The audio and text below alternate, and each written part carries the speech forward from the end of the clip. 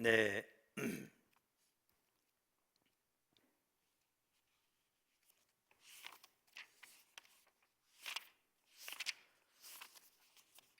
우리가 헨리 빌레카비 목사님의 영적 리더십 책 가지고 중보판 가지고 지금 공부하고 있습니다. 오늘은 8장 리더의 결정에 대해서 살펴볼 차례입니다. 그래서 언젠가 하나님 앞에서 책임진다는 인식 속에서 모든 결정을 내린다.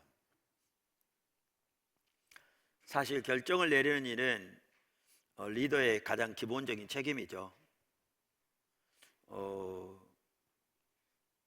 그래서 여기 293쪽 셋째 단락에도 말한 것처럼 결정을 내리는 일은 리더의 기본적 책임이다. 결정을 내리기 싫어하거나 그럴 능력이 없는 사람은 리더로 보기 어렵다. 자문을 받거나 아랫사람들의 합의를 구할 수도 있지만 결국 선택을 내려야 하는 것은 리더의 몫이다. 그것을 거부하는 리더는 리더십 역할을 포기하는 것이다.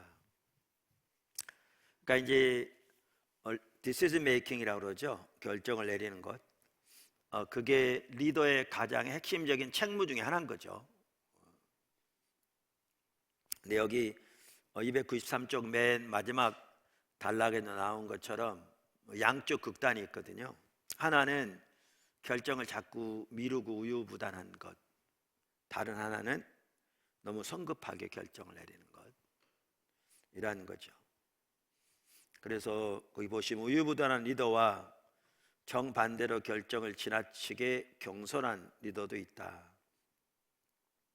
결과를 심각하게 고려하지 않고 가볍게 결론에 이르는 것이다.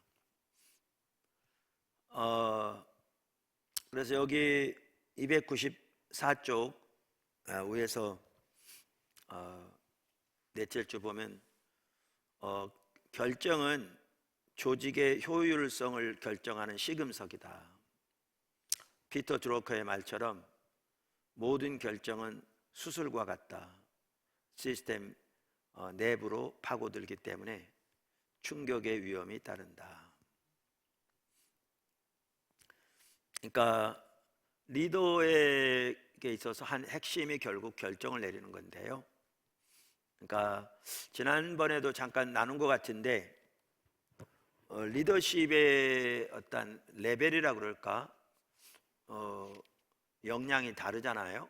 뭐 예를 들면 초등학교에서 반장하고 대통령하고는 똑같은 리더일지 몰라도 완전히 다르니까요.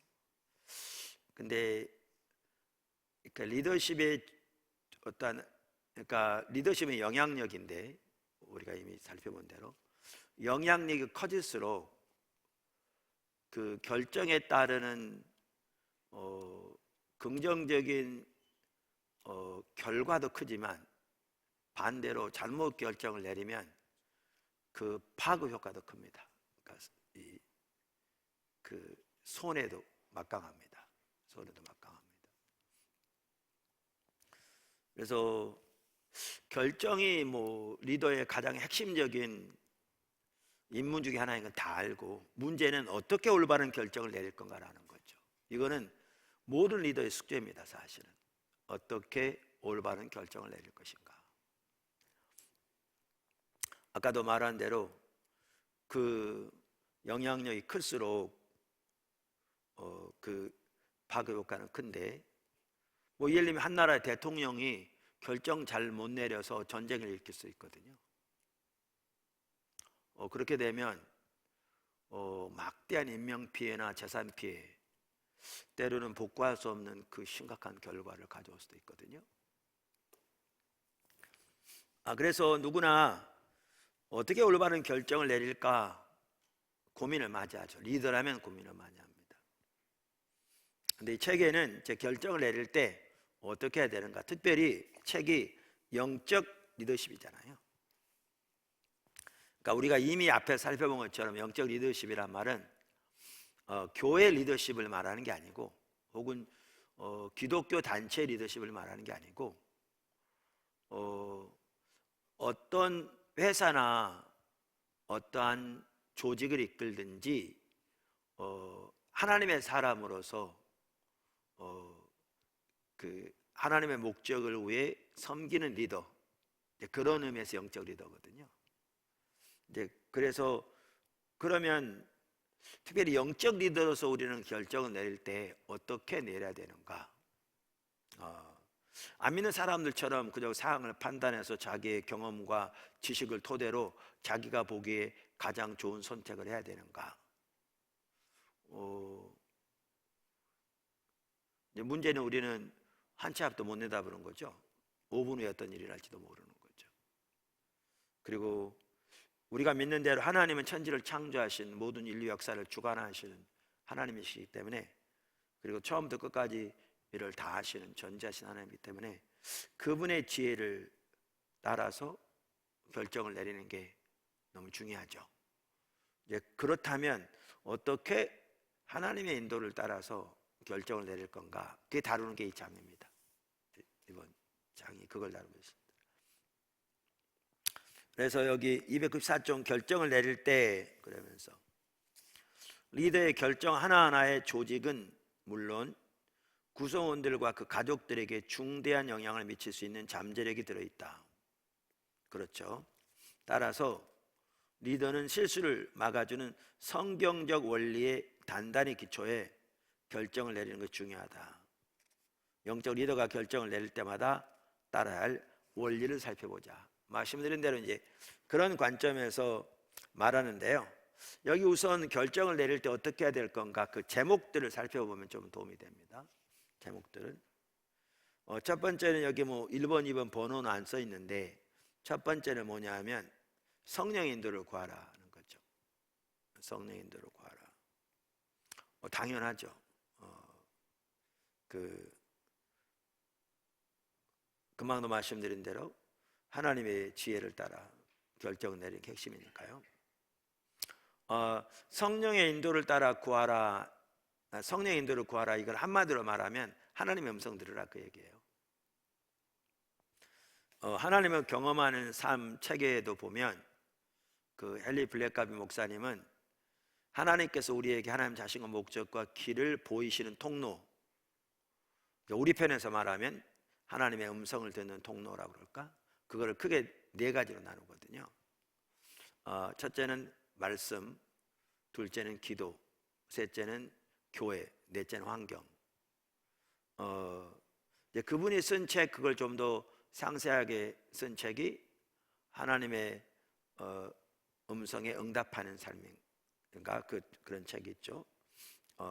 생명말씀성과 두란남과 둘 중에 하나 번역한. 근데 지금 여기 성령의 인도를 따라 구하라, 그걸 다루고 있습니다. 그래서 여기 보시면 작은 제목을 보시면 성령은 기도를 통해 인도하신다. 그 다음에 보시면 성령은 하나님의 말씀을 통해 인도하신다.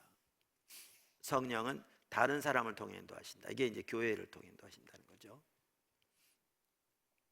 물론 이제 다른 사람을 통해 인도하시는 게 반드시 예수 믿는 사람만은 아닐 수 있습니다. 하나님은 뭐 심지어 당나귀를 통해서 말씀할 수 있으니까요. 뭐 저기 베드로에게 닭을 통해서도 말씀하셨잖아요. 그 다음에 보시면 300쪽에 보면 성령은 환경을 통해 인도하신다. 그러니까 이게 말씀드린 대 그분의 책 다양한 곳에서 우리가 하나님의 음성을 듣는 통로, 혹은 하나님께서 자신의 목적과 뜻과 길을 계시하시는 통로를 지금 요약하고 있어요. 그러니까 이제 여기에는 전체적으로 요약하고 있는데요, 이러한 부분들을 예를 들면 기도를 통해서 어떻게 성령의 인도를 받을 것인가, 기도를 통해 성령이 인도하신다, 다 알죠. 근데 어떻게 구체적으로 기도를 통해 성령의 인도를 받을 것인가, 이렇게 나가려면 살펴볼 부분들이 많을 거거든요. 부분들이 말씀을 통해서도 마찬가지고요. 그런 부분들은 뭐 제가 한 설교에도 있고, 또 이분의 책만 하더라도 다양한 책들, 아까 말한 또 제 책들도 있고 하니까 좀 더 구체적으로 배워야겠죠. 그래서 여기 이제 첫 번째가 뭐냐 하면 성령의 인도를 따라 구하라, 성령의 인도를 구하라. 것이고요. 두 번째는 배우려는 자세를 가지라. 배우려는 자세를 가지라. 그러니까 여기 보면 성령님은 하나님의 인도를 구하는 리더에게 그분의 뜻을 보여주시지만 그때부터 하나님의 인도에 적절히 반응하는 것은 리더의 몫이다. 리더의 현명한 결정의 중요한 부분은 배우려는 자세다. 배울 마음이 없는 리더가 현명한 조언을 구할리 만무하다. 그러니까 이건 뭐 이게 올바른 결정을 내릴 때도 그렇지만 우리 신앙의 모든 면에서 배우고자 하는 자세는 가장 필수라고 뭐 여러 차례 말씀드렸죠. 그걸 다루고 있고요. 그러니까 세 번째 지금 여기서 다루고 있는 게 뭐냐면 조직의 역사를 숙지하라. 조직의 역사를 숙지하라. 그러니까 이게 이제 뭐하고 다 연결되느냐면 하나님의 비전하고도 연결됩니다. 그러니까 이 저자만 하더라도 하나님을 경험하는 삶 책에도 있고 말씀드린 대로 영적 리더십 책에도 나오고 또 하나님의 음성에 응답하는 삶 나오는데 하나님께서 우리를 인도하시는 것 중에 하나가 영적 랜드마크를 통해서 인도하신다. 이 저자가 영적 랜드마크는 획기적인 사건, 그 경우에는 의미해서 하나님께서 하나님의 목적과 길을 우리에게 보이시는 획기적인 사건들을 말하는 거죠. 그러면서 영적 랜드마크를 통해서 인도하시는데 특별히 이게 뭐와 관련되어 있냐면 하나님의 비전과 관련되는 거죠. 그러니까 이제 이 저자만 하더라도 조지 바나가 하나님의 비전에 대해서 말하는 내용과 사실 같은 맥락에서 말해요. 그러니까 하나님은 우리 각자에게 하나님의 사역을 위한 비전을 보이심으로써 각자를 향한 하나님의 비전도 보이시지만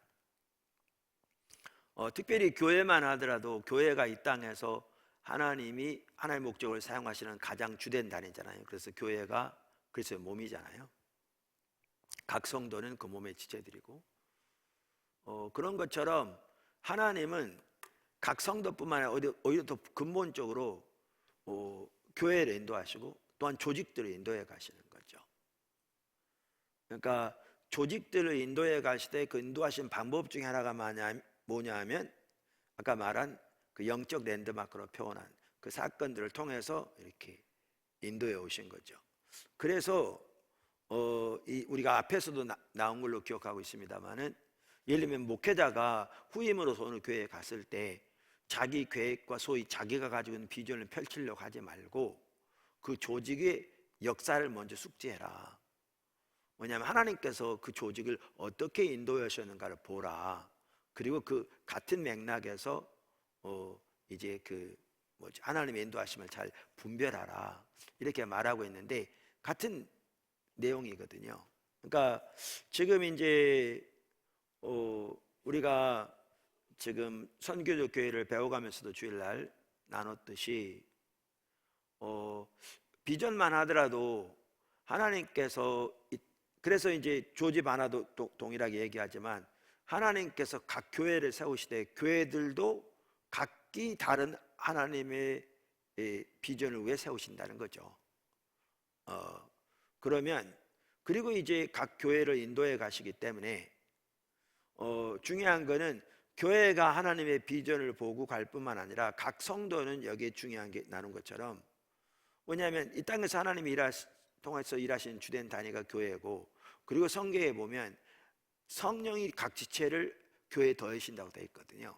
하나님 목적을 위해서 성도들을 교회 지체로 두시기 때문에 그러면 교회 지체들은 하나님께서 교회를 통해 사시고자 하는 그 전반적인 일을 위해서 불러 모으신 자들이잖아요. 한편으로는 그러면 각자의 사역을 위한 하나님 비전을 발견하더라도 교회 가운데 교회를 사역을 위한 하나님 비전이 뭐고 어떻게 교회 가운데 인도해 가시는가를 보면서 그 토대 위에서 자신의 사역을 위한 그래서 우리가 더 피스라고 해서 큰 그림 보여드리고 거기에 당신의 자녀 어린가 말한 것처럼 그 그림 안에서 하나님이 그러면 나에게 주신 그 비전은 무엇인가, 이 토대에 의해서 그렇게 살펴보는 게 매우 중요하다고 그랬잖아요.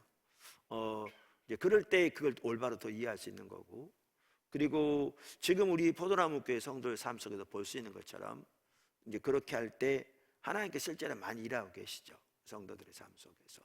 근데 우리가 자칫 잘못하기 쉬운 건 뭐냐 하면, 이제 하나님은 교회를 통해서 이렇게 놀라우게 일하고 계신데 그건 다 무시하고 내 사역을 위한 하나님 비전은 뭔가, 이걸 찾고 있으면 하나님 뜻을 올바로 분별하지 못하고 결정을 내릴 때에도 올바른 결정을 내리고보다 자기 생각대로 내기 쉬운 거죠.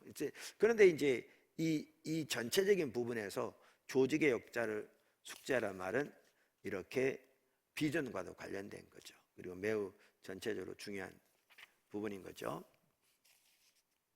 그리고 이제 네 번째는 계획하라 건데요. 계획도 그렇습니다. 여기 보면 장기 계획은 리더의 필수 역할이다. 필수 역할이다. 그러면서 필 로젠츠바이크는 전략을 리더의 주요 역할 중 하나로 꼽았다. 그에 따르면 조직의 차이는 전략에서 나온다. 계획이 있는 조직은 자원을 효율적으로 동원하여 목표를 달성하고 예상되는 도전을 극복할 수 있다.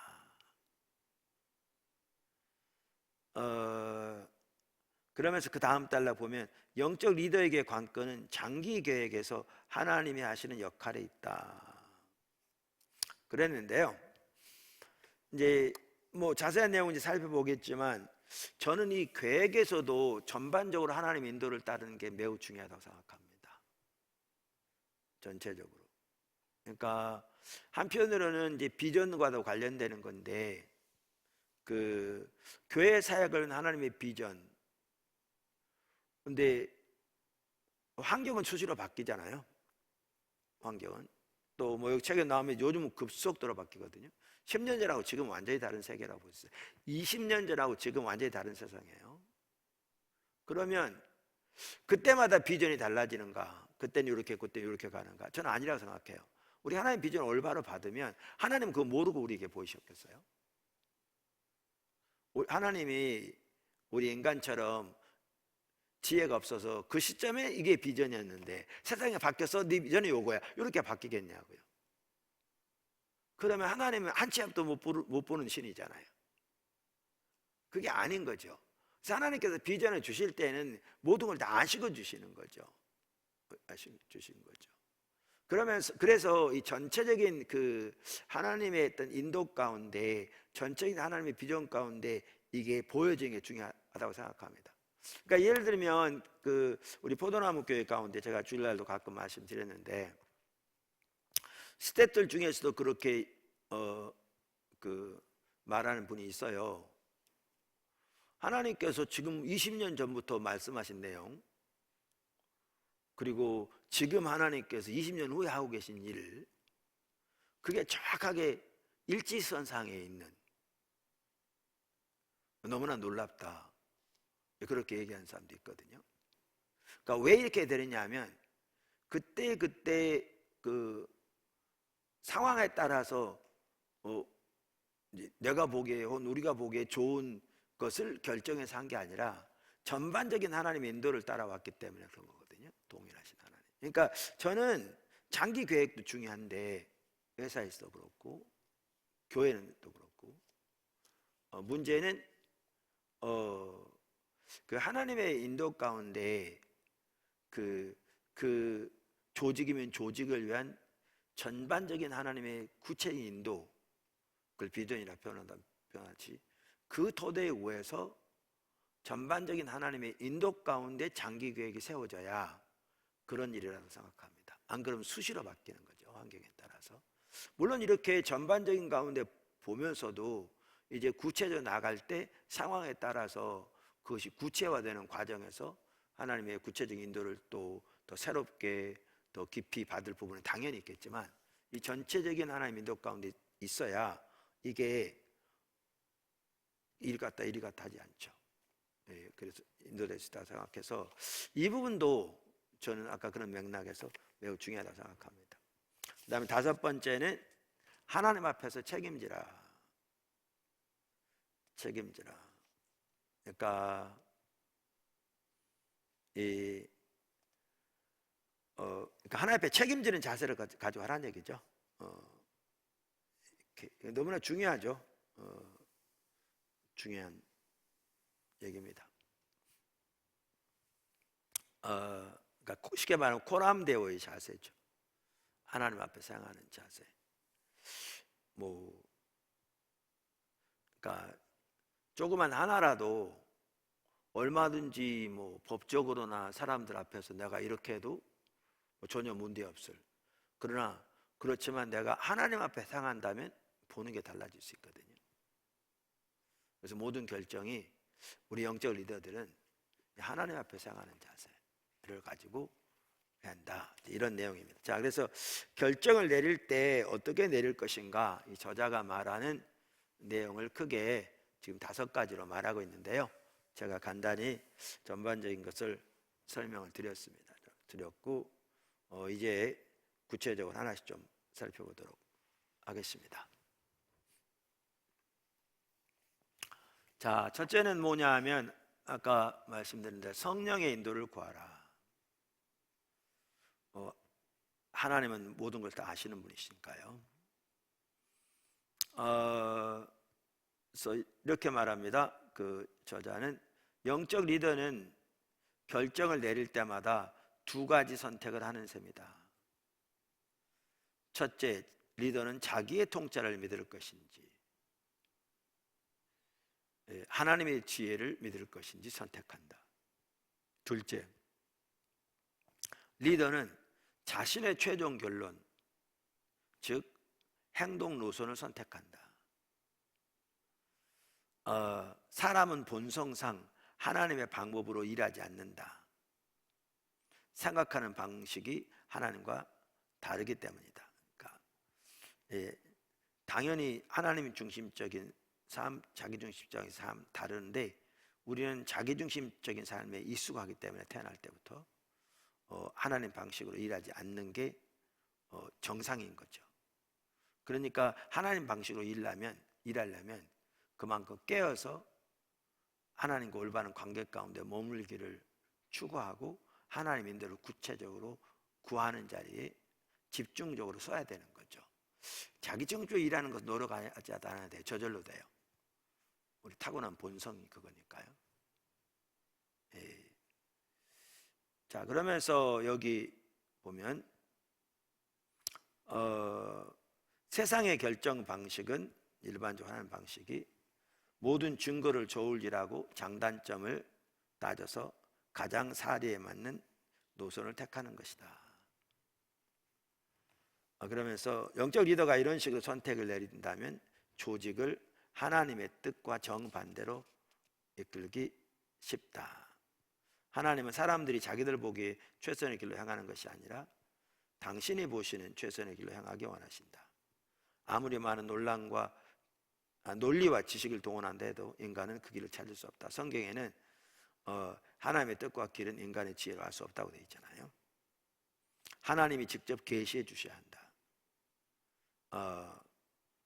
하나님의 생각과 마음을 구하는 이들에게 성령은 그분의 뜻을 보여주시는데 기도, 성경, 말씀, 다른 사람 혹은 교회 환경을 통해서 4가지 통로를 아까 말씀드렸죠. 그 4가지 성경, 기도, 그 다음에 교회 환경 4가지 말씀하신다. 그러니까 하나님의 음성 듣는다. 이거는 그러면 일부에서 그 용어만 가지고도 이렇게 문제 삼는 사람도 있거든요. 근데 그걸 말하는 게 아니라 우리 신앙은 하나님과 친밀한 교제고 신약시대 우리의 신앙은 철저하게 하나님의 말씀에 토대해서 성령의 인도를 따르는 사람이잖아요. 그럼 성령의 인도를 따르려면 성령의 음성 듣지 않고는 가능하지 않죠. 그래서 하나님께서 하나님 자신과 하나님의 목적과 길을 우리에게 깨닫게 하시는데, 그게 우리 편에서 하나님의 음성을 듣는 거라고 말하는 거죠. 근데 그 통로가 아까 말씀드린 4가지가 있다. 이건 제 기초성역부 3권인데요. 여기 보면 이런 내용이 나옵니다. 그러니까 성령의 인도를 따르는 삶을 위해 한 중요한 요소는 성령의 음성을 듣는 것이다. 당연히 그렇죠. 그런데 이제 여기 보면 그 런던에서 나온 주제별 성경 사전, 그러니까 Dictionary of Bible Themes라고 그래가지고 거기 보면 그 성령의 인도를 아주 잘 표현했어요. 이렇게 표현했어요. 성령은 도전들과 결정들과 어려움들을 직면하고 있는 개인들과 그룹들을 인도하신다. 그러니까 성령께서 우리 인도하시는데 도전들, 결정들, 어려움들을 직면하고 있는 개인들과 그룹들, 단체들을 인도하신다는 거죠. 그런데 어떻게 주어지든 그러한 성령의 인도는 성경적으로 확립된 의의 가이드라인 안에서 선택된 상황에 대해 하나님의 뜻을 효과적으로 구체화한다. 이게 그 성경 사전이고 학자들이 써서 그런지 아주 잘 표현했더라고요. 그러니까 개인이건 뭐 교회건 예를 들면 단체건 많은 도전, 많은 결정, 많은 어려움들을 직면하잖아요. 이때 성령이 인도하시는데 어떻게 인도하시는가? 어떤 방식으로 주어지든지 다양한 방식으로 주어질 수 있죠. 성경에 다양한 방식들이 나오고, 그러한 인도는 성경적으로 확립된 의의 가이드라인 안에서, 그러니까 성령이 우리를 인도하시는데 결국 인도하시는 것은 성경적으로 확립된 의의 가이드라인 안에서, 그러니까 성경적인 어떤 가치와 진리의 토대 위에서 그걸 이렇게 표현한 거죠. 근데 성령의 인도라고 그러면서 성경적으로 확립된 의의 가이드라인을 벗어난 거면 그건 성령의 인도가 아닌 거죠. 그러면서 성경적으로 확립된 의의 가이드라인 안에서 선택된 상황에 대해, 아까 그것이 도전이든지 뭐 결정이 어려움이든지 선택된 상황에 대해 하나님의 뜻을 효과적으로 구체화한다. 성령께서 효과적으로 구체화해 주시는 거죠. 그 내용은 다양할 수 있는데요, 그거를 쉽게 말하면 성령의 인도를 이렇게 표현했는데, 그러니까 우리가 성령의 인도를 구하는 말은 지금 설명한 대로 그런 인도를 구하라는 겁니다. 그런 인도. 그러니까 하나님께부터 그렇게 인도를 받는 걸 말하는 거죠. 그거를 하나님의 음성 듣는다고 그러는 건데, 아까도 말씀드린 대로 통로가 크게 4가지다. 그 4가지가 뭐라고요? 기도와 말씀, 교회, 환경.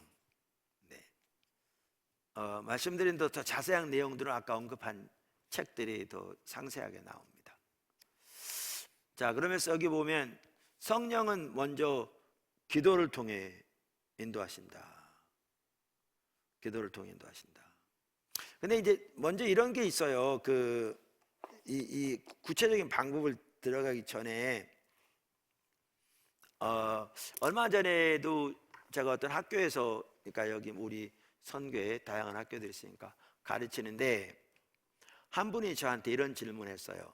어떤 사건을 놓고 성령의 인도를 받으려고 하는데 어떻게 성령의 인도를 받느냐, 지금 이런 내용이에요. 그러니까 결정에 대해서. 그래서 내가 그렇게 설명을 했어요. 그러니까 요게 중요해요.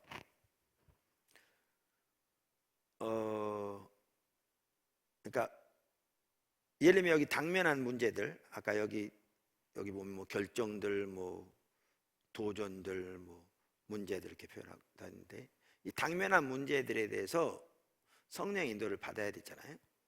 그런데 요게 되기 전에 뭐가 중요하냐면 그의 삶이 성령의 인도를 따르는 삶이 되어야 돼요. 먼저. 그러니까 여기에 중요한 거는 전체적인 하나님의 인도가 중요하고요. 그리고 이제 여기에 이제 비전과도 관련되기도 하고, 그렇죠. 그러니까 하나님의 인도를 따르는 삶이 전반적으로 되어져야 돼요. 그리고 그 상황에서 이제 어떤 도전들, 아까도 말한 문제들, 뭐 결정들을 해야 할 때, 그걸 직면할 때 이제 이 뜻을 구하는데, 내가 왜 이 얘기를 하느냐 하면, 많은 사람들이 내가 말한 대로 이 삶을 살지 않아요. 보통 때 성령께서 인도하시는 삶을 살지 않는다고요.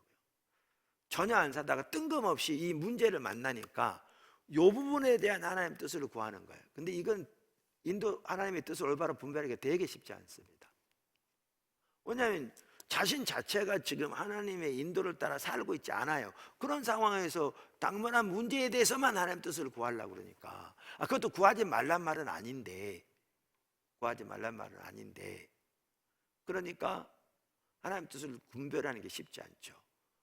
또 하나님의 인도를 깨닫는 것도 쉽지 않고. 그래서 이 구체적인 방법을 들어가기 전에 먼저 알아야 할 것은, 우리가 전반적으로 성령의 인도를 따르는 삶을 살고 있어야 합니다. 주님과 올바른 관계 가운데서.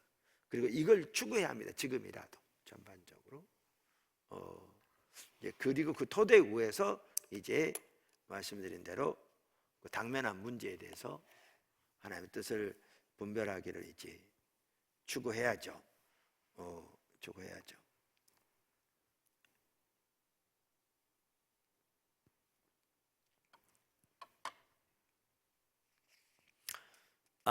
그러면서 여기 그 성령은 기도를 통해서 인도하신다.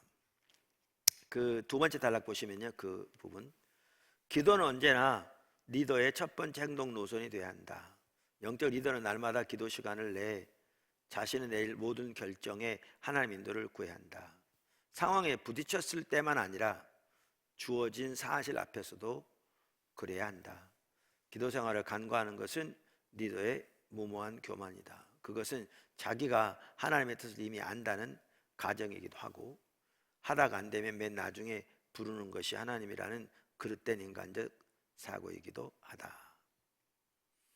그 다음 단락도, 하나님은 목사나 기독교 조직만 기도를 통해 인도한 것이 아니다. 그러니까 보세요, 하나님이 그것만이 아닌 게요, 구약만 하더라도 하나님이 요셉을 통해서는 애굽의 정치를 인도하시고, 애굽을 통해서 그 근동을 먹여 살렸잖아요. 이게 다니엘을 통해서 또 마찬가지였고, 그래서 하나님은 크리스천 기업가와 정치가의 진실한 기도도 쾌히 응답해 주신다. 사람들은 세상적인 일과 영적인 일을 가르는 경향이 있지만, 이게 이제 성속의 분리 이분법이죠. 잘못된 거죠. 하나님은 그런 인위적 구분에 구속받지 않으신다. 그분은 교회와 마찬가지로 기업체에서도 능하신 분이다. 하나님의 지혜는 교회일 뿐 아니라 기업 합병이나 투자, 직원 채용에도 똑같이 적용된다. 정치적 결정은 광범위한 영향을 미칠 수 있으므로 더욱 기도로 하나님의 인도를 구해야 한다. 근데 이제 오늘날 뭐 우리나라에 뭐 이렇게 잘하는 분도 있습니다만은, 우리나라에 이제 뭐 교회도 마찬가지, 대부분은 자기 생각대로 하다가 어려울 때만 이제 하나님 뜻 구하는 거죠. 예수 믿는 사람 중에서도 자기 생각대로 하다가, 그 광야에 사는 이스라엘 백성과 비슷합니다. 1세대. 그러니까 올바로 하나님과 동행하지 못하는 거죠.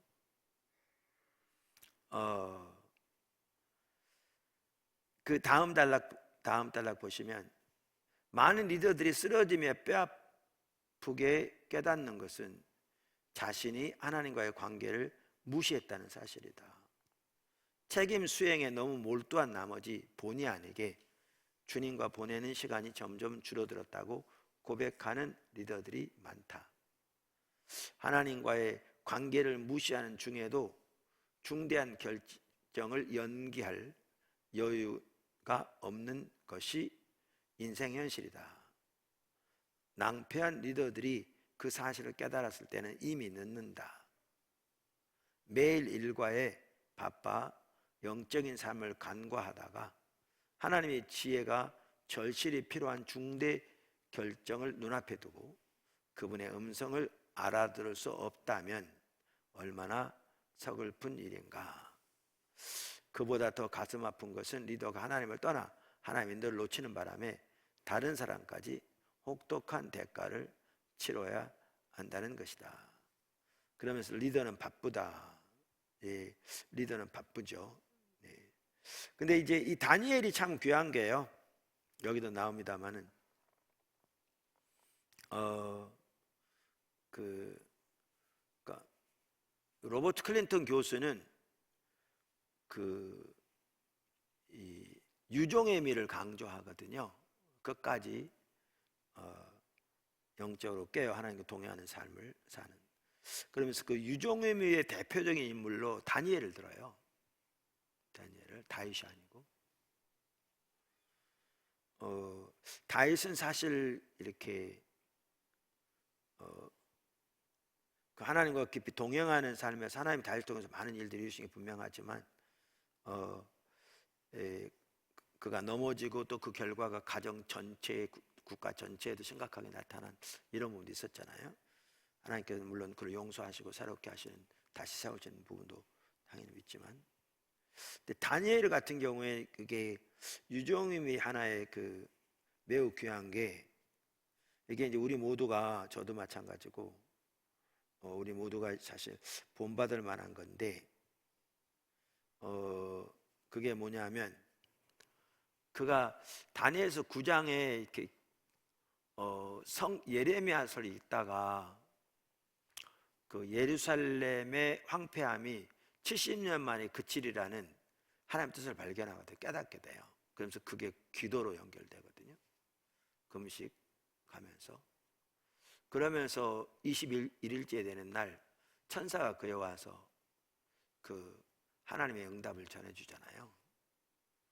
그리고 이제 사실 역사를 보면 거의 그 해, 그리고 그때부터 얼마 되지 않아서 실제로 고레스 왕이 칙령을 내리거든요.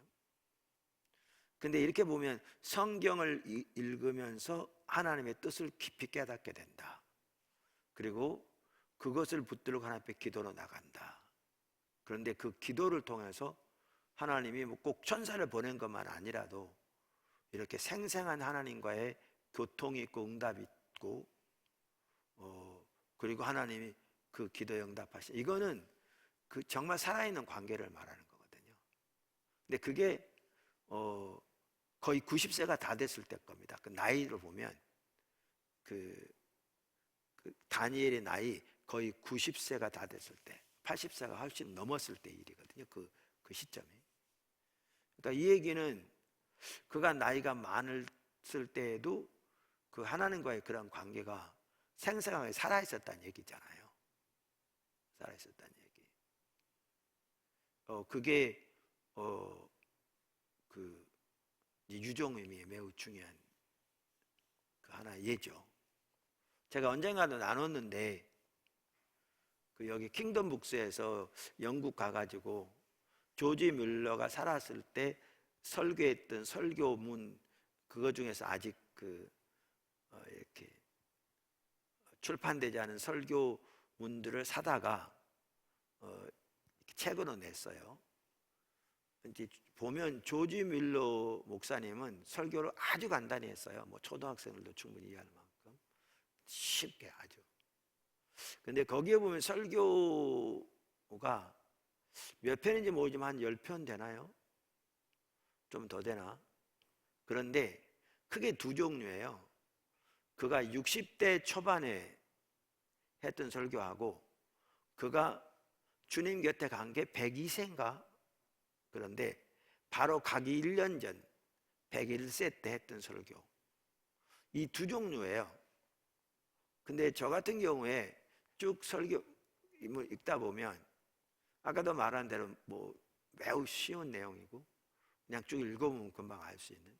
그런데 그가 60세 때 했던 설교보다 100세가 넘어서 했던 설교가 그 둘 다 쉬운 내용일지 몰라도요 더 깊어요. 더 이렇게 감동이 있어요. 그 얘기 뭐냐 하면 그가 나이가 들어서도 하나님과 관계에서는 깊은 관계를 계속 유지하고 있었다는 얘기잖아요. 그런 의미에서 다니엘이건 조지 뮬러건, 사실 조지 뮬러만 하더라도 하나님께서 기도를 통해서 정말 수많은 하나님 인도를 받은 사람이잖아요. 그리고 그 하나하나 행해간 사람이잖아요. 예, 그래서 이제 중요한 거는 그 구체적인 내용들, 아까도 말한 대로 다른 책들을 이제 참조하시면 더 볼 수 있을 텐데, 하나님께서 기도를 통해서 우리를 인도하시고 말씀하시고, 그리고 그렇게 기도를 통해서 하나님의 인도를 받는 것이 생생하게 살아있는 것이 중요하다, 리더들에게. 리더는 생리상 바쁘죠. 왜냐하면 리더들은 행동파들이거든요. 행동파들이거든요. 그리고 이제 예를 들면 뭐 사역이 많아질수록 또 회사만 하더라도 사업이 커질수록 할 일이 많죠. 내려야 할 결정도 많고. 그러나 이러한 그 하나님과의 생생한 기도를 통한 응답을 받는, 인도를 받는 것이 살아있어야 한다. 지금 그거를 말하고 있습니다. 그걸 말하고 있습니다.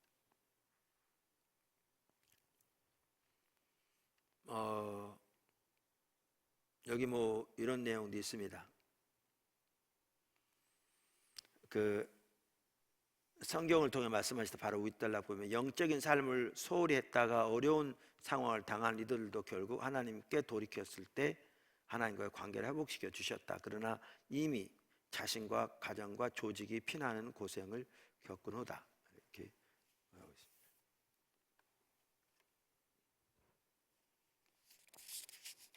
그 다음에 성령은 하나님 말씀, 즉 성경을 통해 인도하시죠. 우리 말씀하시죠. 이것도 이제 우리가 시리즈로 살펴봤고요. 네, 말씀드린 대로.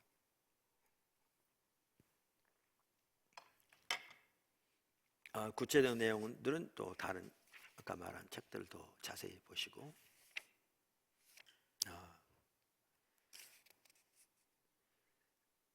그러니까 이 말은 성경을 통해 말씀하신다고 그래서 우리가 당면한 문제에 대한 답이 문자적으로 성경에 기록되어 있다, 그 얘기는 아닙니다. 아까 잘 표현했잖아요. 그 개인과 단체를 인도하는데 성령께서 성경적으로 확립된 의의 가이드라인 안에서 선택된 상황에 대해 하나님의 뜻을 효과적으로 구체한다. 근데 성경을 통해서 그렇게 하시는 거죠. 그렇게 하시는 거지 기도를 통해서도 그렇고, 반드시 성경의 그 문제에 대한 해답이 문자적으로 기록되어 있다, 그 얘기는 아니고, 그리고 그 구절을 찾게 한다, 그런 내용은 아닐 수 있습니다. 어떤 부분은 그런 내용들도 있을 수 있지만 오히려 예외적인 경우고요. 그래서 성경을 통해서 말씀하신다.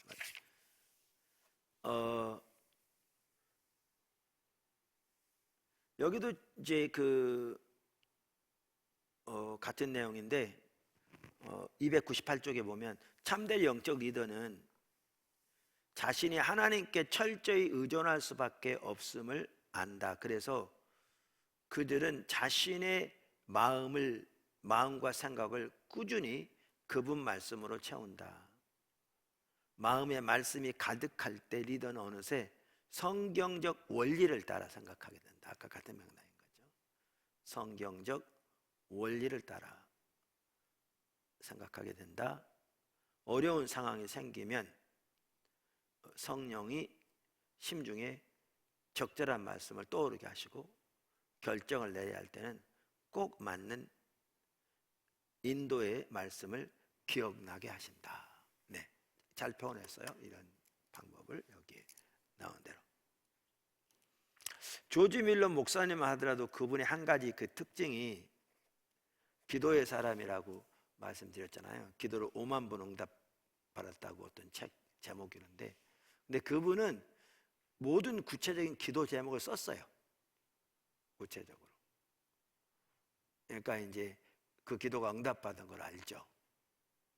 구체적으로 예를 들면 오늘 누구를 만나러 가면 하나님 가는 길에 차가 막히지 않게 잘 인도해 주십시오. 예를 들면 만나서 하나님의 뜻을 잘 전하게 해주십시오. 이 하나하나에 구체적으로 썼어요. 그리고 기도했어요. 그러니까 응답되면 응답됐는지 안 됐는지 알죠. 그 모든 부분. 그러니까 아까 말한 대로 그 기도 응답 받은 게 5만 번이 넘는다. 뭐 이런 내용들도 이제 그런 맥락이고요. 조지모 목사님 또 하나 잘한 게 뭐냐 하면 1년에 몇 차례씩 성경을 읽었습니다. 그러니까 계속 말씀을 깊이 묵상했습니다. 그러니까 실제로 1년에 한 차례 이상씩, 몇 차례더라? 매년 3번씩인가 하여튼 성경을 꾸준히 깊이 읽었습니다. 그러니까 여기에 보면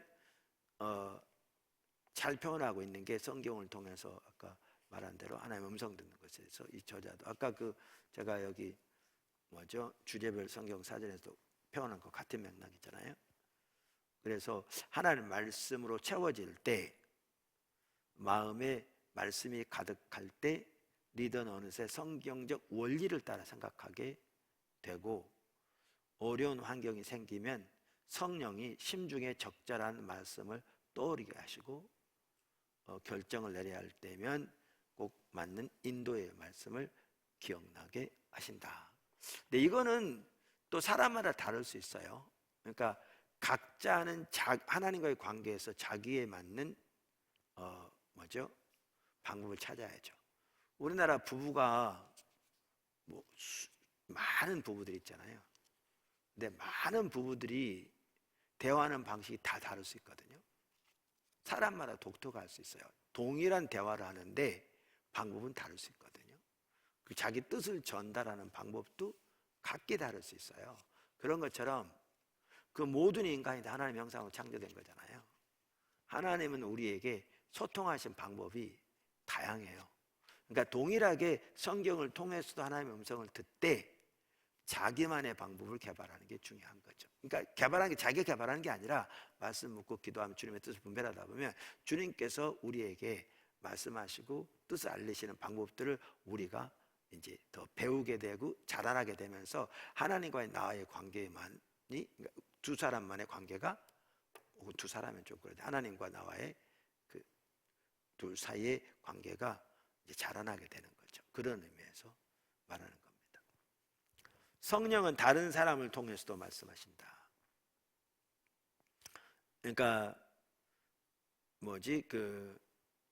다른 책들을 보면 교회를 통해 말씀하신다 이렇게 표현하고 있는데, 우리가 꼭 믿는 사람을 통해서만 하나님 말씀하시지 않기 때문에 이렇게 표현한 거죠.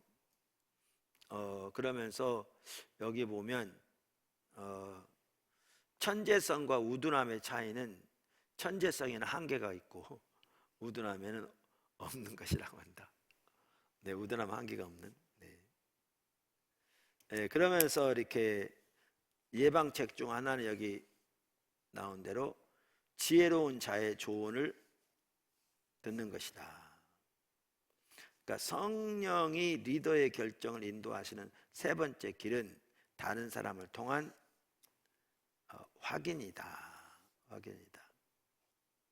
그러면서 잠언은 다음과 같이 강조한다. 지략이 없으면 백성이 망하여도 지략이 많으면 평안을 누리느니라. 잠언 11장 14절. 잠언 15장 22절은 의논이 없으면 경영이 무너지고 지략이 많으면 경영이 성립하느니라. 그러니까 이제 성도들 같은 경우에도 중요한 게 뭐냐 하면 여기 이제 교회의 자리가 중요합니다. 교회의 자리가. 당연히 최종적인 결정은 자기에게 있죠. 자기에게 있는데 중요한 결정일수록 혼자만 스스로 하려고 하기보다 교회 지체들과, 때로는 필요하면 교회 리더들과 이렇게 상의하는 게 중요합니다. 근데 지체들도 그렇고 리더들도 그렇고 하나님과의 깊은 관계에서 올바로 하나님의 백성들을 하나님의 길로 무장시키도록 인도하도록 무장된 사람들과의 상담이 중요하겠죠. 예를 들면 어느 한 청년이 그토록 열심히 공부해가지고 간호사 시험에 합격했어요. 근데 그 청년이 개척교회를 다니고 있었어요. 또 열심히 봉사했잖아요. 그래서 목사님에게 그걸 얘기했더니 교회 일꾼이 빠지면 안 된다고 가지 말라는 거예요. 그러니까 리더하고 상담을 한 건 맞는데 이렇게 하면 망하는 거죠. 그건 옳지 않은 거잖아요. 그건 리더가 자기 욕심 때문에 그 한 사람의 일생을 희생시키는 거잖아요. 하나님 의지하는 게 아니라. 그러니까 이제 결국 중요한 일일수록 그래서 교회가 중요하고 지체들이 중요하고 또 리더들과 상담하는 것도 중요하다. 그런데 거기에 같이 가야 될 게 리더의 성숙함이 중요합니다. 성숙함이 중요합니다. 당일 리더들은 꾸준히 하나님의 관계에서 자라고 또 하나님의 백성들을 이렇게 책임감을 가지고 하나님의 길로 인도하기 위해서 고민해야겠죠. 그 같이 가야 되는데요. 이런 부분이 매우 중요합니다. 네, 중요합니다.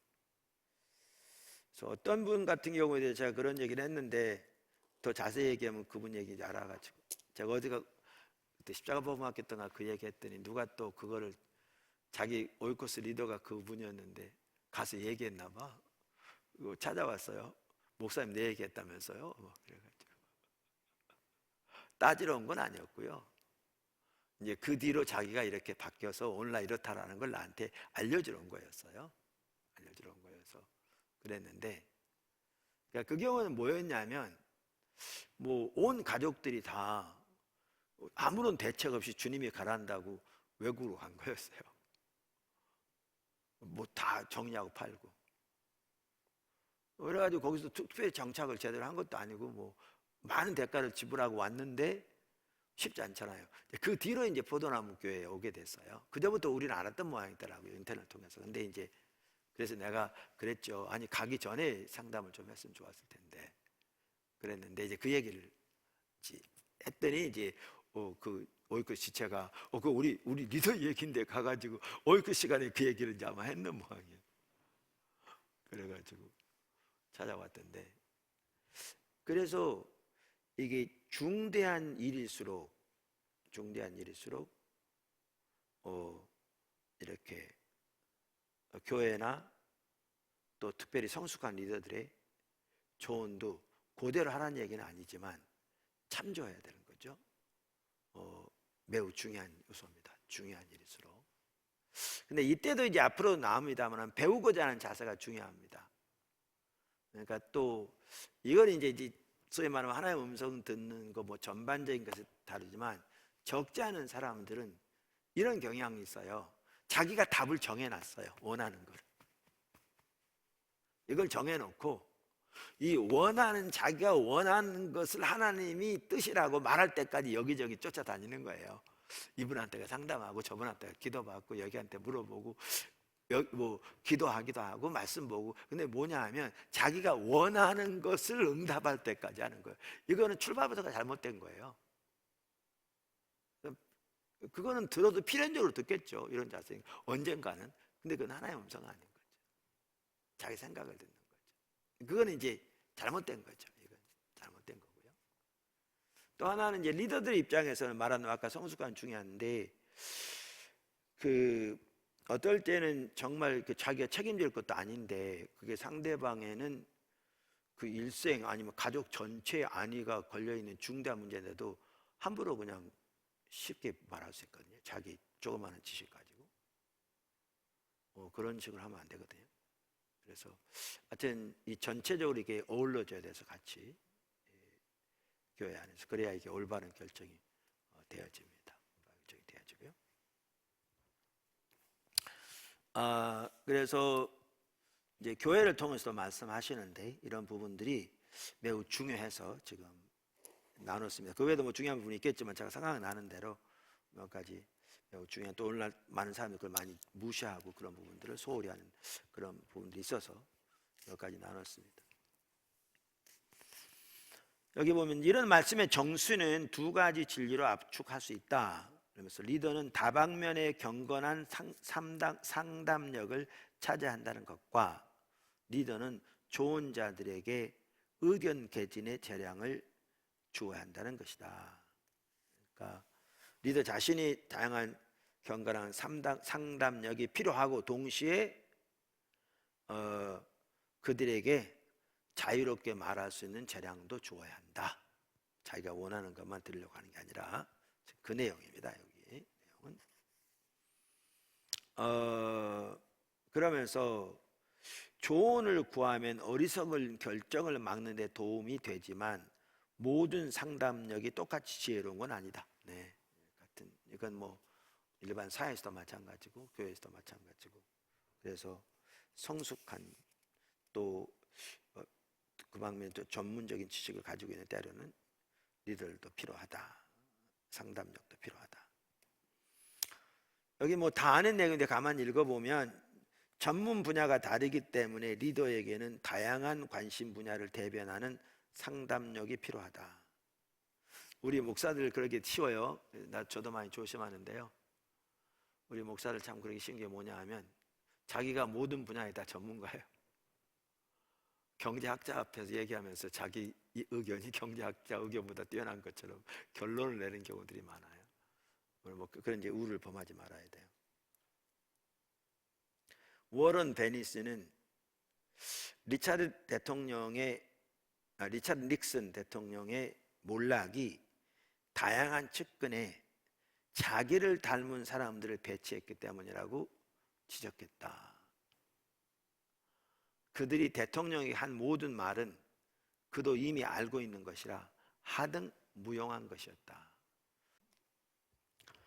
자, 그러면서 여기 보면 훌륭한 상담력의 열쇠는 리더와 같은 의견으로 항상 그의 결정을 지지하는 것이 아니라 다른 출처는 알거나 인식하기 힘든 내용을 알려주는 것이다.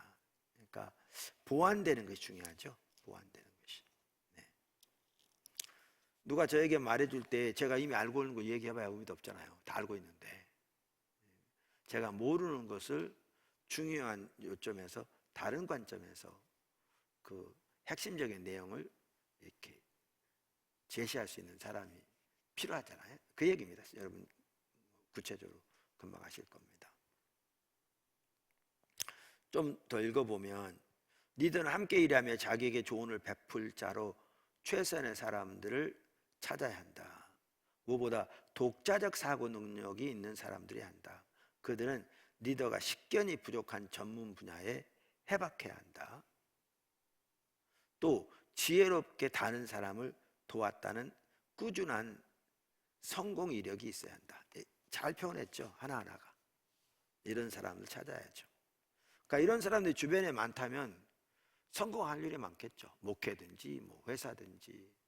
근데 이런 사람들 주변에 많이 두기가 쉽지 않죠. 그 자체가. 근데 이런 사람들이 많이 있다는 게 축복인 거고 이제 그렇게 찾을 필요가 있죠. 그러면서 그 아래에 보시면 훌륭한 리더는 중요한 결정을 내리기 전에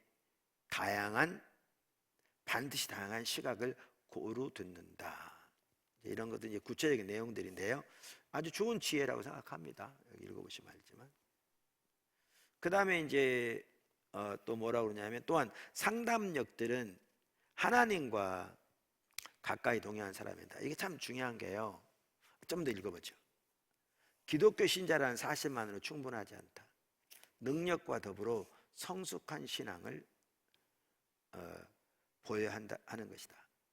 하나님께 향하지 않은 상담력은 자기 생각을 말할 수밖에 없다. 영적 리더에게 하나님과 가까이 동행하면서 그분의 지혜를 얻은 상담력들이 필요하다. 성령으로 사고와 성품이 빚어진 경건한 상담력은 하나님을 결정 기준으로 삼기 커다란 이점이 있다. 그러니까 이거예요. 전문적인 지식만 가지고 있고 하나님과의 올바른 관계 가운데서 하나님의 인도를 받고 그분의 또한 하나님의 다루심을 따라 성품이 빚어져서 하나님과 친밀한 교제 가운데서 자라나지 않은 사람은 나름대로 전문적인 지식을 말할지 모르지만요, 자기 생각 말하는 거예요. 그러면 그거는 나름대로 부분적인 도움은 될 수 있어요. 근데 어떨 때 해도 될 수 있어요.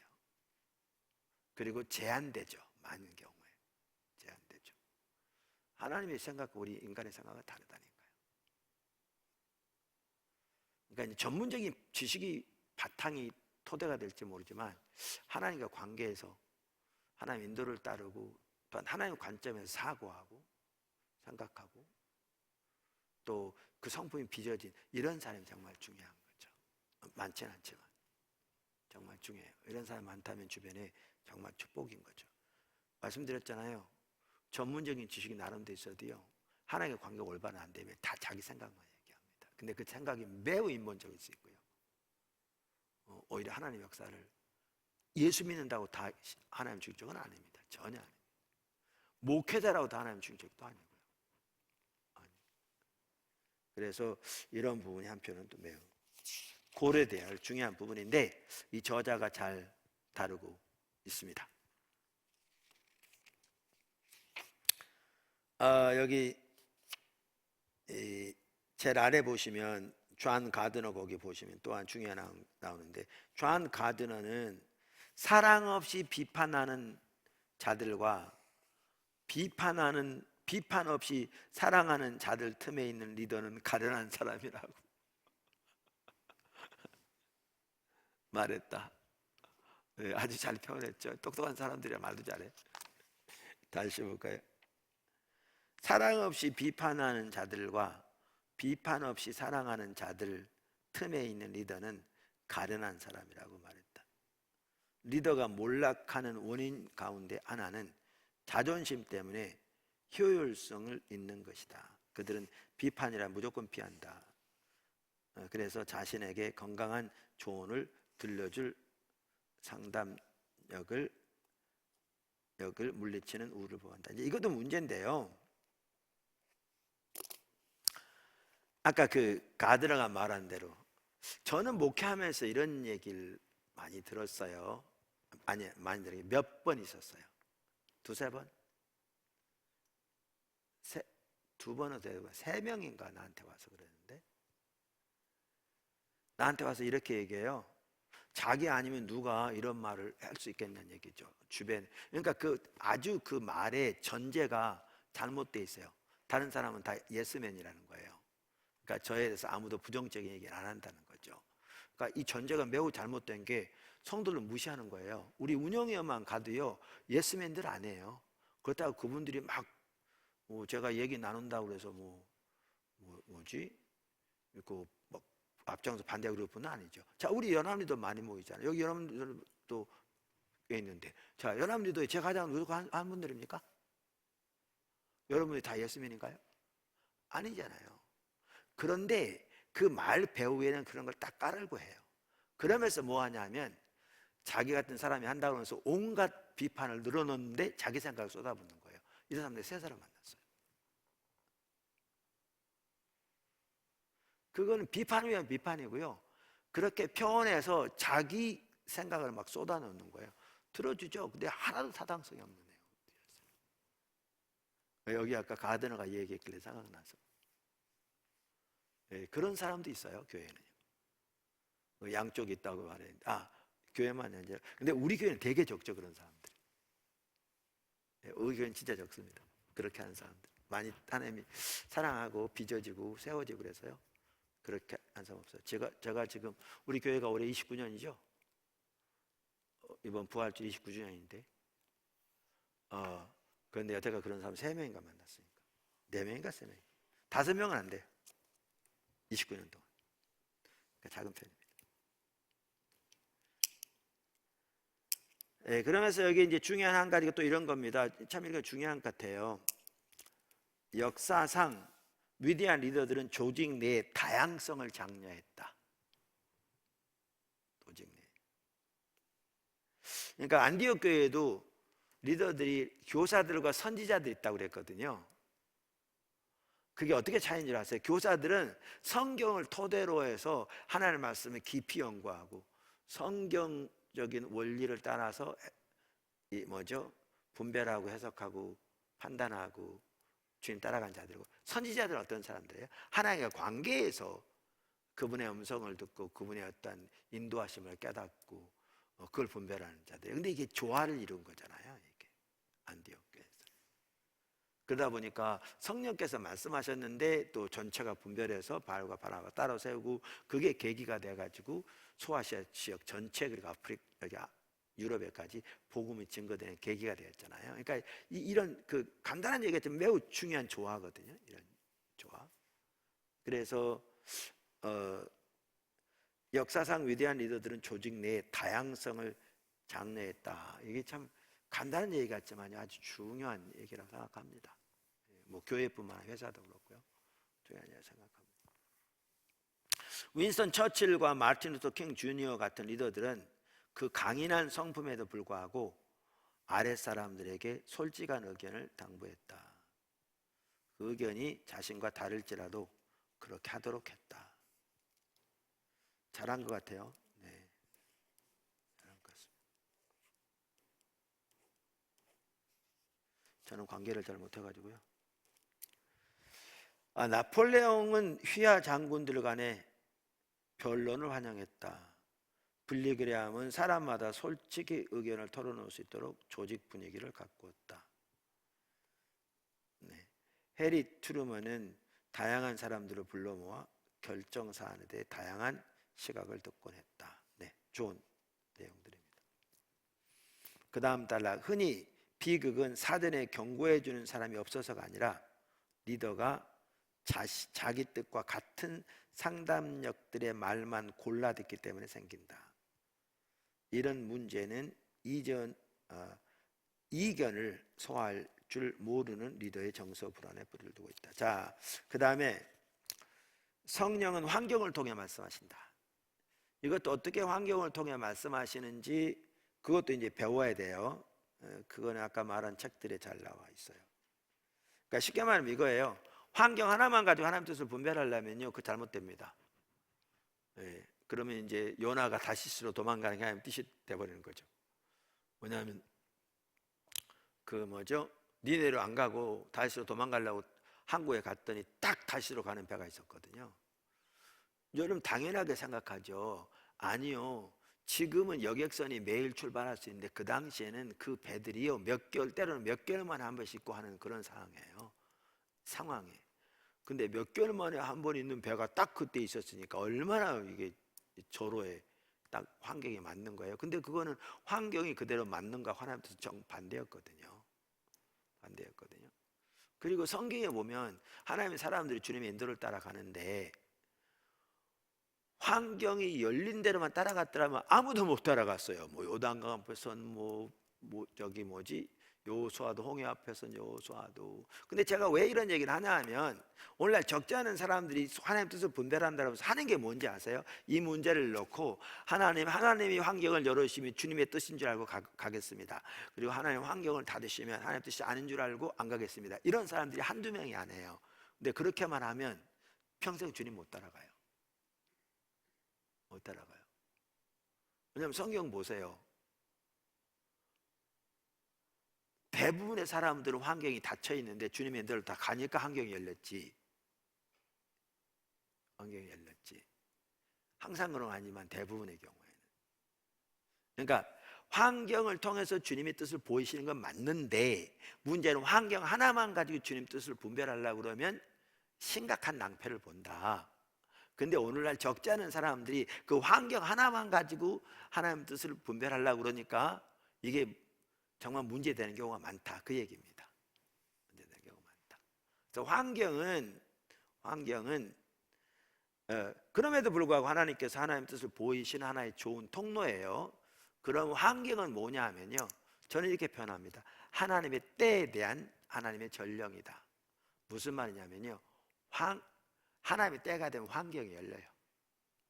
하나님 때가 되면 환경이 열려요. 네.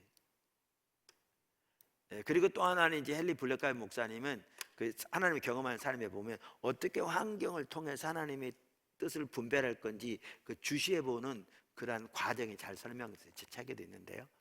그런 것을 배우면 돼요. 그런데 그때도 환경 하나만 가지고 주님 뜻을 못 분별해요. 기도나 말씀 또 다양한 하나님과 교제로 주님이 인도하시는 것을 볼 때 그거를 가지고 환경에 접목해서 그럼 환경에서 하나님 어떻게 일하시는지를 주시해보고 이렇게 나가는 거지. 그 구체적인 방법은 책에 있고요. 있고 있지 환경 하나만 가지고 이렇게 분별하는 게 아니죠. 그래서 그런 부분들이 이제 하나하나 배워가야 돼요. 제가 뭐 이렇게 십자가 복음학교도 그렇고요, 이 다양한 학교들을 인도하면서 이 학생들이 이렇게 질문하거든요.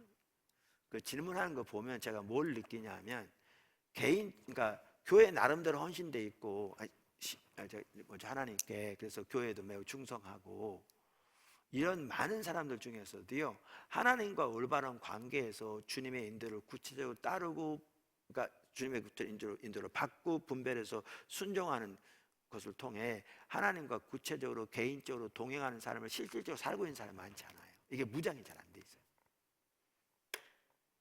그러니까 기껏 해봐 아까 말한 대로 뭐 하나님 뜻을 분산하고 환경이 열리면 주님 뜻인지 믿습니다 뭐 이런 정도. 근데 그렇게 가지고 하나님 뜻을 분별을 못 하거든요. 그래서 이제 그러한 부분들이 많이 이렇게 많이 뭐랄까 취약해요. 성도들 보면 많이 취약해요. 그래서 그런 부분에 무장이 절실하게 필요해요. 필요하고요. 네. 전령은 하나님의 때에 대한 하나님의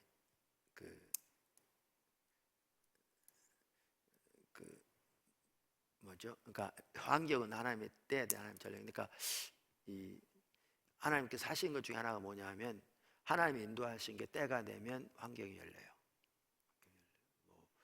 그 요셉의 경우를 보아도 알 수 있고 감옥에 그렇습니다. 뭐 그런 뭐 우리 분당에서 그 지하 살 때도 예도 나오고 참 그 지난 주간에 이번 주간에 우리 앞으로 궁극적으로 학교로 쓸 부지 건축허가 났다고 말씀드렸죠. 3년을 기다렸습니다. 쉽지 않았어요. 저로서는 참 쉽지 않았어요. 제가 한편 믿음이 테스트되는 기간이었습니다. 계약을 서로 하기로 해서 곧 이렇게 건축허가를 넣어서 하기로 했는데 계속 미뤄지는 거예요. 미뤄지는데 그냥 질문하면 뭐 이렇다라고 답변하는데 그 말들이 다 사실이 아닌 거예요. 뭐 그렇게 하기를 한 달, 두 달, 뭐 심지어 1년, 2년 이렇게 가니까 정말 쉽지 않더라고요. 거기다가 이제 우리는 그걸 잘 준비하기 위해서 뭐 계약금도 이미 다 수천만 원이 들어갔을 뿐만 아니라 우리는 그 토목, 건축, 설계사무소에 이미 그때까지 지불한 돈만 해도 수천만 원이 들어갔거든요. 근데 이게 안 되면 계약금에 당연히 돌려주겠지만 이 비용은 누가 내요? 잘못하면 이제 법정 소송까지 갈 수 있고요. 그럼 서로 복잡하고 참 쉽지 않았습니다. 중간에 또 하다가 저쪽에서 무슨 일인지 모르는데 빨리 이렇게 응답을 안 한 바람에 너무 오랫동안 끄니까 그 시에서 그 서류 가져가라고 그런 거예요. 안 가자고 그냥 빠꾸시켜 버리면 기록에 남아요. 그럼 나중에 다시 신청이 어렵거든요. 그러니까 우리가 세 군데 업체가 같이 들어가니까 빼내면 우리까지 다 나와야 돼요. 이런 게 있고 하다 보니까 한 3년 이렇게 끄니까 그때 한 가지 제가 그래도 좀 견딜 수 있었던 것은 요게 안 되면 나뿐만 아니라 그러니까 우리뿐만 아니라 그쪽도 손해를 크게 보거든요. 그러니까 그 땅을 못 쓰는 거예요. 단독적으로는. 그러다 보니까 그렇게는 안 할 게 분명한 것 같은데 참 쉽지 않았습니다. 그래서 이제 거의 한 3년째 되는 이번 주간에 허가가 났어요. 근데 이제 돌이켜보면 하나님은 하나님의 그 때는 완벽한 거죠. 3년 전에 났더라면 그때 일단 건축허가 나면 1년 내에 늦어도 2년 내에 착공해야 되거든요. 근데 코로나 기간에다가 이율 엄청 오르고 이랬을 텐데. 그러니까 이제 그런 면에서 정말 하나님의 때에도 정확하게 맞춰진 기분. 그래서 지금 이렇게 여러 가지 여건상 정말 힘들었는데 한편으로는 대체 내 믿음을 테스트하신 것 같기도 하고. 뭐 그렇다고 내가 뭐 이렇게 막 불평하고 그러진 않은데 노심초사했죠, 엄청 많이. 네, 때가 돼서 하나님 하신 것 같고요. 또 코로나 기간 동안에 오늘도 스태프들하고 얘기했는데 그 미래관이 건축이 된 게 정말 기적적으로 된 거잖아요. 도서관 출발. 근데 그게 안 됐으면 지금 어떻게 했을까 싶을 만큼, 진짜 그게 없으면 어떻게 했을까 할 만큼 너무나 요긴하게 쓰잖아요. 그러면서 이제 우리 이게 건축가 다가오면서 주님이 내일 나누려고 하는데, 나 같은 는 교회 전체적으로 하나님 뜻을 보이시면서 건축에 대해서도 또렷하게 말씀하시고 계시거든요. 그래서 때가 돼서 하신 것 같은 그런 사회인 거죠. 그래서 환경을 통해서 인도하신다. 그런데 말씀드린 대로 환경도 그렇게 이렇게 맞죠? 같이 분별하는 게 중요합니다. 자, 그러면서 두 번째는 뭐냐 하면 배우고자 하는 자세를 가지라. 혹시 여기까지 질문 있어요?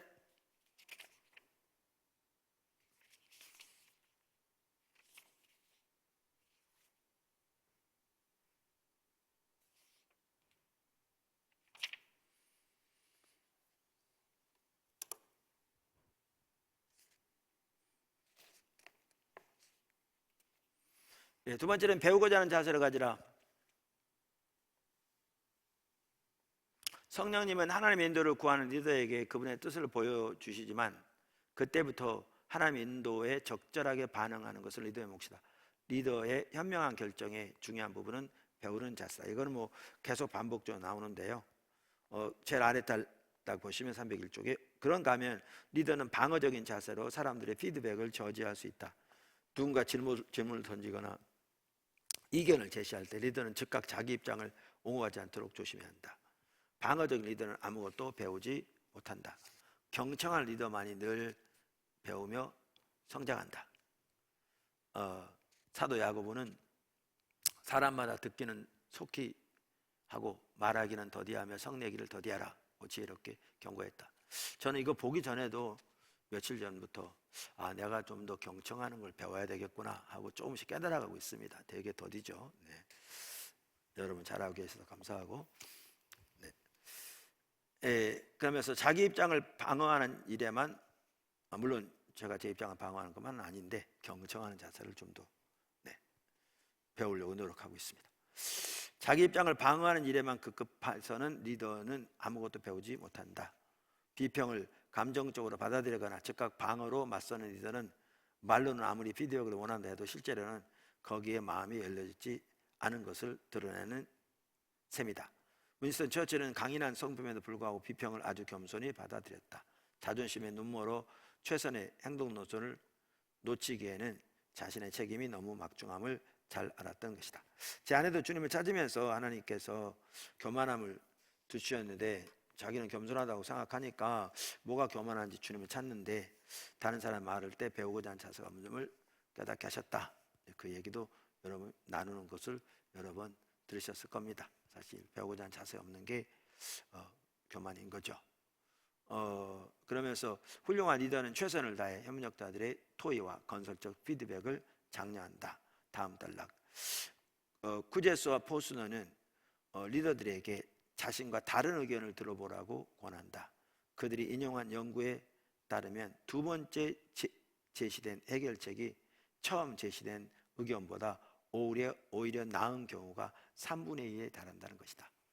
그러니까 처음 결정보다 두 번째가 더 나은 게 3분의 2에 달한다. 그래서 현명한 리더는 아랫사람들의 의견 수렴이 가치 있는 이름을 알기에 조직 내 누구나 자유롭게 의견을 개진할 수 있는 분위기를 조성한다. 네. 자, 질문 없으시면 여기까지 했으면 좋겠습니다. 빨리 진도도 마쳐야 되는데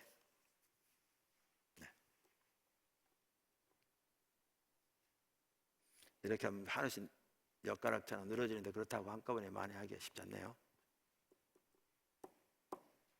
좀 있습니까? 없습니까? 없으면 기도하고 마치겠습니다. 감사합니다, 주님. 오늘은 이렇게 어떻게 우리들이 성령의 인도를 따라서 이렇게 결정을 내리고 또 주님의 인도를 따라갈지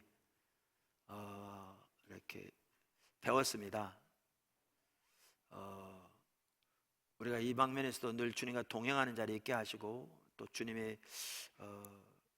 크신 인도하심과 전체적인 주님의 그 부르심과 비전의 맥락 안에서 주와 동행하는 삶 가운데 행함으로 먼저 우리가 당면한 문제와 직면한 도전들에서도 주님의 뜻을 잘 분별하게 하시고 우리 하나님께서 우리가 성경, 기도, 환경, 교회를 통해서 하나님 뜻을 보이실 때 또 그렇게 잘 깨닫고 분별하고 또 하나님 뜻을 따라 결정한 일에도 자라날 수 있도록 도와주시옵소서. 그래서 우리의 섬김의 자리가 교회든지 회사든지 또 가정이든지 학교든지 다양한 곳에서 섬길 때 정말 주님의 뜻이 이루어지는 주님의 도구로 쓰임 받게 하시고 그래서 하나님의 놀라운 열매 풍성하게 나타나며 하나님 생명 그곳에 마음껏 흐르는데 귀하게 통로로 쓰임 받는 우리 모두의 삶이 되게 은혜를 베풀어 주시옵소서. 사실 오늘 나눈 부분은 아무리 강조해도 지나치지 않을 만큼 중요한 부분인데 우리 모두가 더 자라나게 해주시고 더 무장되게 하셔서 정말 주님과 깊이 동행하는 자리에 서게 해 주시옵소서. 감사하고 예수님의 이름으로 축복하며 기도드렸습니다. 아멘. 마쳤습니다.